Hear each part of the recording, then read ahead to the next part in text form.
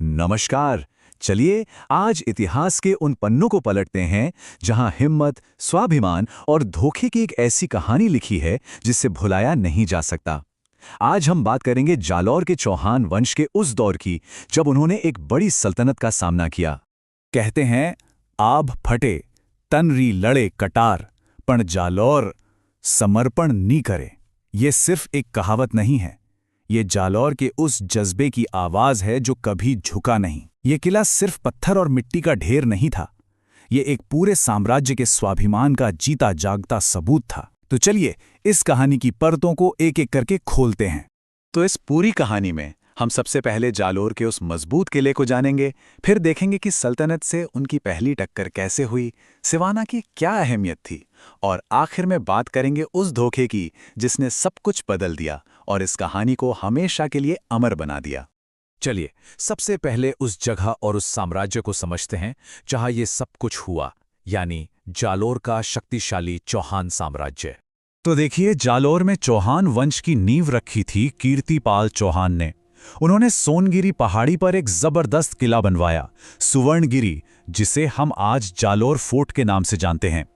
ये किला इतना मजबूत और अभेद्य था कि इसके बारे में एक बात मशहूर हो गई थी कि आज तक कोई भी दुश्मन इसके दरवाजे से अंदर घुसकर इसे जीत नहीं पाया है, और यही बात आने वाले टकराव की सबसे बड़ी वजह बनने वाली थी।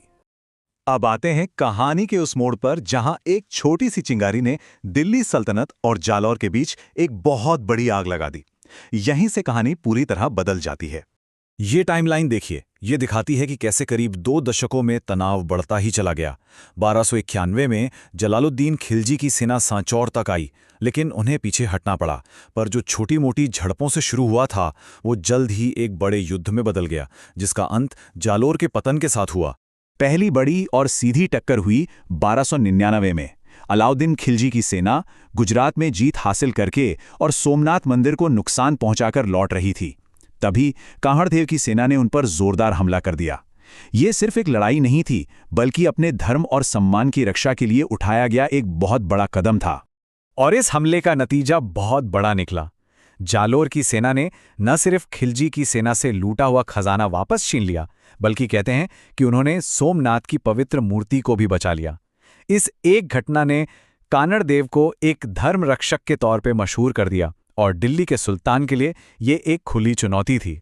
अब हम कहानी के अगले अहम पड़ाव पर आते हैं, एक ऐसे किले की लड़ाई जिसे जीते बिना जालौर तक पहुंचना नामुमकिन था। ये लड़ाई एक तरह से युद्ध का टर्निंग पॉइंट साबित हुई। सिवाना कोई आम किला नहीं था, इसे जालौर दुर्ग की कुंजी कहा जाता था।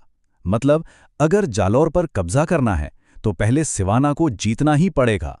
जो भी सिवाना को कंट्रोल करता, एक तरह से जालौर का रास्ता उसके लिए खुल जाता। तो हुआ ये कि 1308 में अलाउद्दीन खिलजी की सेना ने सिवाना को घेर लिया। सातलदेव के नेतृत्व में राजपूतों ने बहुत बहादुरी से लड़ाई लड़ी, लेकिन एक लंबी और मुश्किल घेराबंदी के बाद आखिरकार ये किला सल्तनत की सेना के हाथ आ गया। ये चौहानों के लिए एक बहुत बड़ा झटका था। अब दुश्मन के लिए जालौर का रास्ता खुल चुका था। सिवाना की चाबी अब दुश्मन के हाथ में थी, और अब जालौर के इतिहास का सबसे दर्दनाक और आखिरी अध्याय शुरू होने वाला था। लेकिन यहां एक बड़ा सवाल उठता है। अगर जालौर का किला इतना ही मजबूत था कि कोई भी दुश्मन उसके दरवाजे से अंदर नहीं आ सकता था, तो फिर वो हारा कैसे? इसका जवाब इस कहानी के सबसे दिल तोड़ने वाले हिस्से में छिपा है। जी हां, वो आखिरी चोट वो बाहर से नहीं बल्कि किले के अंदर से ही लगी। इसे किसी की ताकत ने नहीं बल्कि किसी के विश्वासघात ने गिराया। साल 1311 तक घेराबंदी चलती रही, लेकिन अलाउद्दीन की सेना किले में घुस नहीं पाई। थक हार कर उन्होंने एक चाल चली। उन्होंने कान्हड़देव के ही एक मंत्री दहिया सरदार बीका को लालच दिया, और बीका सोने के लालच में अपने राजा अपनी जमीन से गद्दारी कर गया। उसने खिलजी की सेना को किले में घुसने का एक खुफिया रास्ता बता दिया। बस इसी एक धोखे ने जालौर की किस्मत पर ताला लगा दिया।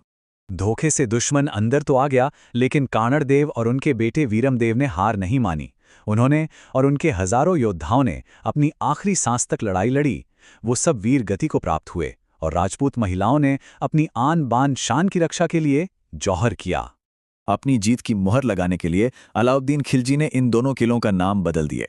सिवाना का नाम रखा गया खैराबाद और जालौर बन गया जलालाबाद। ये नाम इस बात का प्रतीक थे कि अब यहाँ चौहानों का राज खत्म हो चुका है। तो सवाल ये उठता है कि बहादुरी और विश्वासघात की ये कहानी सदियों बाद भी हम तक कैसे पहुंची। चलिए देखते हैं कि इसकी विरासत आज भी कैसे जिंदा है।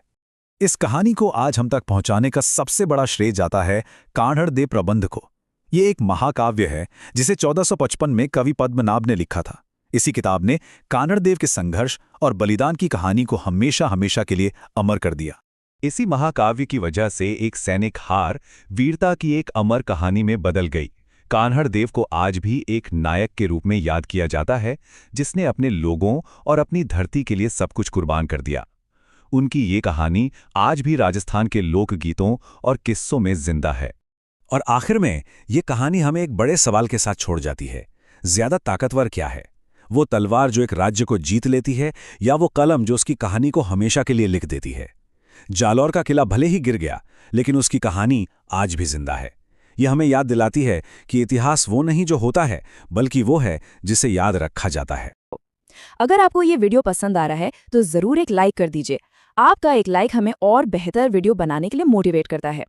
अगर आपने अभी तक चैनल को सब्सक्राइब नहीं किया है तो अभी कर लीजिए और साथ में बेल आइकन दबाइए, ताकि जब भी नया वीडियो आए आप सबसे पहले देख सकें। वीडियो को अपने दोस्तों के साथ शेयर करना मत भूलिए। और अगर आप हमारे साथ टेलीग्राम और व्हाट्सएप ग्रुप में जुड़ना चाहते हैं तो नीचे डिस्क्रिप्शन में दिए गए लिंक पर क्लिक करें। वहां आपको अपडेट्स, नोट्स और खास कंटेंट सबसे पहले मिलेगा।